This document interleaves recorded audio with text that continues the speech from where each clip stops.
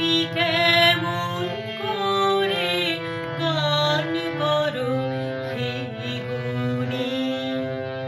আমি অবাক হয়ে শুনি, কেবল